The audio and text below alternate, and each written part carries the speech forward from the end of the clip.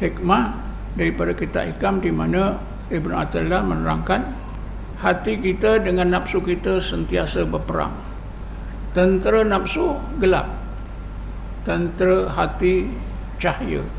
Ibn Athaillah menyebutkan an-nuru jundul qalbi kama anna dulmata jundun nafsi. Nur yang maknawi tadi, nur yang maknawi itu adalah tentera bagi hati, sebagaimana gelap adalah tentera bagi nafsu. Jadi hati dengan nafsu kita ni berperang.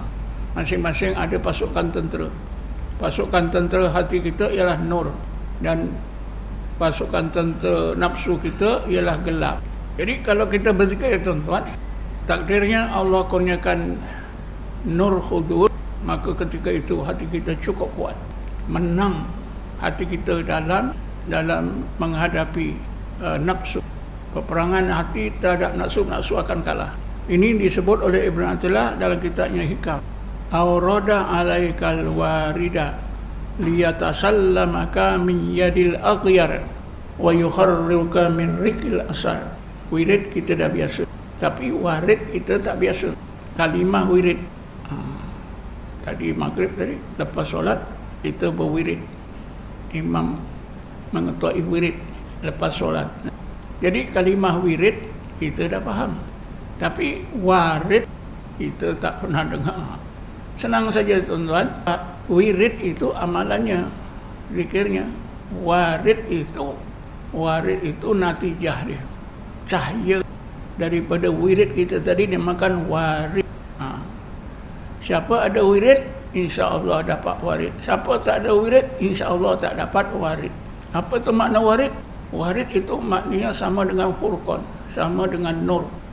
Al-waridu nurun yaqdhifullah fi qalbi man ahabbahu min ibadi yufarqu bihi bainal haqqi wal batil.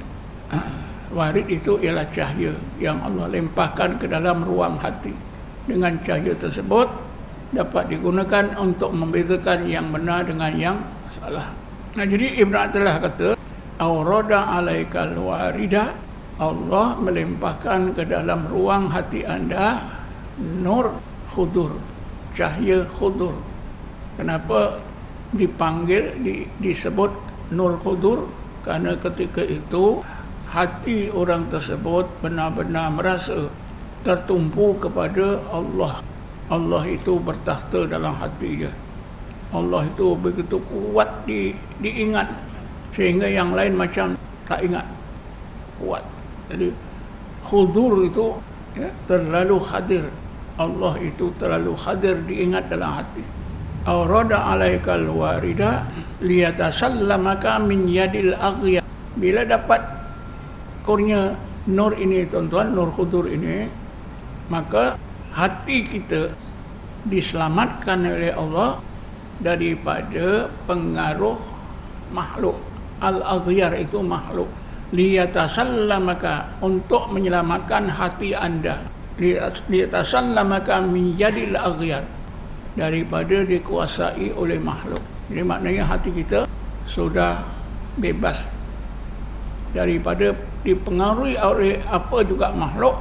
Dan makhluk yang paling suka menaluki hati kita ialah nafsu. Liyatasallam maka min yadil aghyar. Yadin itu makna tangan, tapi maksudnya kuasa. Al-aghyar maknanya makhluk. Dan akhir sekali Ibn Athaillah menyebutkan wa yukharriruka min rikil asar. Akhir sekali dengan nur khudur tersebut, hati anda dimerdekakan oleh Allah daripada diperhamba oleh makhluk. Barulah hati kita merdeka. Siapa suka menyambut kemerdekaan, ini kemerdekaan yang sebenar. Kemerdekaan manusia sebenar ialah kemerdekaan hati. Apabila hati itu tidak dipengaruhi oleh makhluk, sehingga nafsunya pun tak boleh mempengaruhi hati dia. Hatinya hanya Allah saja. Jadi ketika itulah manusia ini hanya menjadi hamba Allah, merdeka.